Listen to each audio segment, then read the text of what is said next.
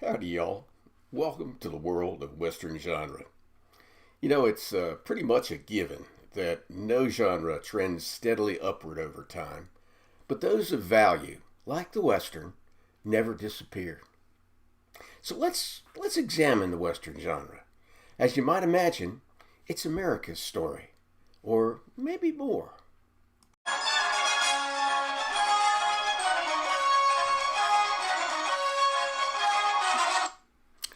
Yep, there's a new gun in town.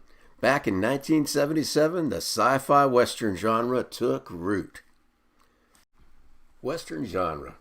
Well, I guess first we got to consider what's the West. The West began back in what we consider the East today. Ticonderoga, New York, Boonesboro, Maryland, Pittsburgh, Pennsylvania, and ever westward. St. Louis, Missouri, Austin, Texas, Deadwood, South Dakota, Cody, Wyoming, and on to the Pacific and north to Alaska. The West is a moving target depending on the era. Think of it in terms of the surge of our nation's history from Revolutionary War to today. Generally, what we regard as the American frontier for purposes of Western genre is that vast area west of the Mississippi.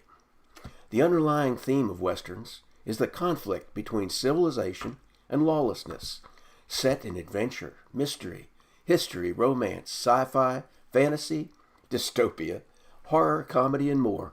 For example, I was in Barnes & Noble a couple of weeks back and found best-selling Western author C.J. Bach's latest Western in the mystery section. Bottom line, the Western is about the land versus the people. So what's the mystique of Western genre? Now, Western genre is fundamental to the understanding of the men and women who opened and won a continent. They homesteaded and fought and built a nation destined to become the richest and most powerful on earth. They were a diverse people, and as a people, they made mistakes, but most of us share a real pride in what they accomplished. Western authors, as do their readers, find value in the telling of the Western story.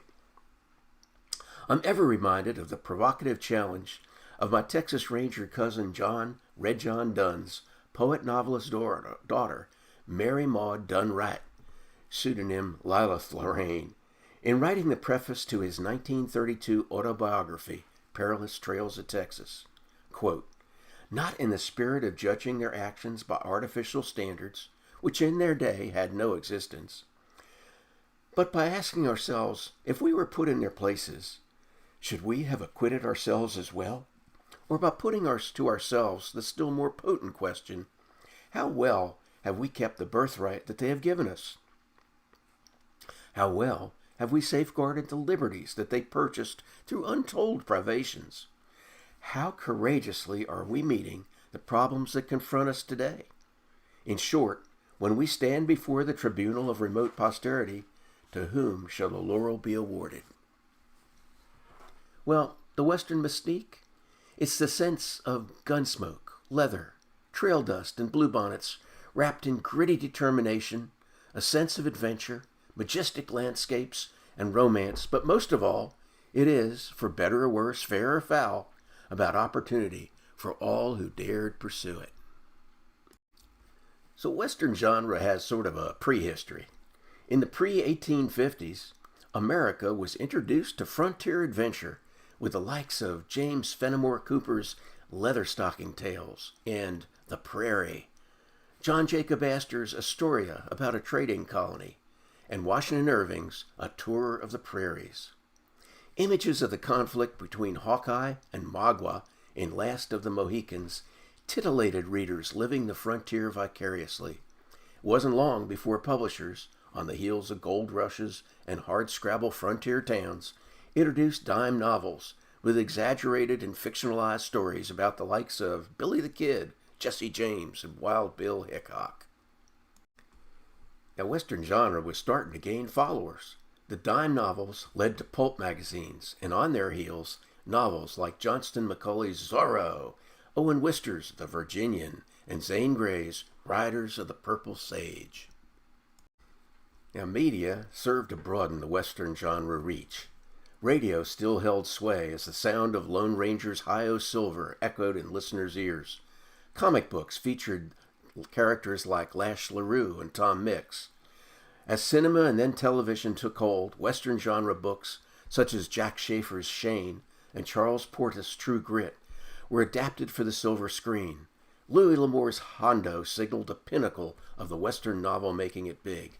Hits rolled from the studios, including the aforementioned Shane and High Noon, and television entertainment with the likes of Roy Rogers, Bonanza, Gunsmoke, and Little House on the Prairie.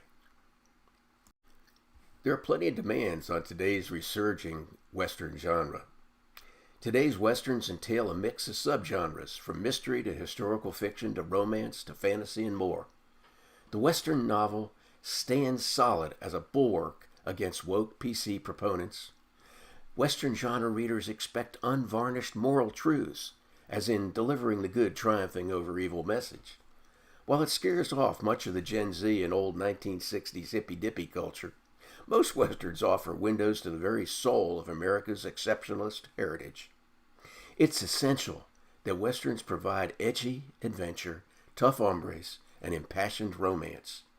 While characters and stories are fictional, their personifications exist even as blended with actual historical figures of the era in which they're set. Settings become critically important, as in juxtaposing events against backdrops of rugged but wildly beautiful landscapes. And today's readers are often immersed in a media that too often offers doomsday scenarios. Thus, they're seeking relief from society's travails in characters that successfully struggle with hardships while dealing with fundamental moral conflicts and obligations to families and communities. This reveals an inherent contradiction in terms often associated with Western genre, not the least of which is its malleability, as it's transitioned from gunfights and good versus evil to even more complicated stories and outcomes. Now, as I said earlier, it's essential that Westerns titillate the senses, mingling striking visualizations with riptides of forging life in a rough-and-tumble world. In our immediate self-gratification culture, Westerns must deliver rapid-fire pacing of action and plot.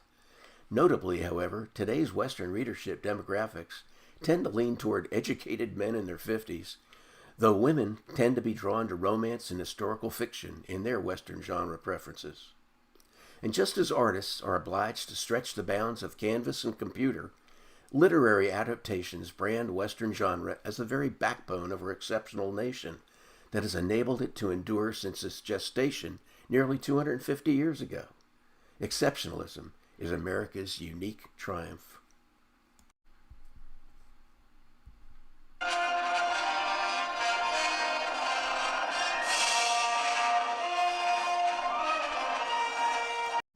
Well, doggone, but there is a new gun in town, and it's loaded.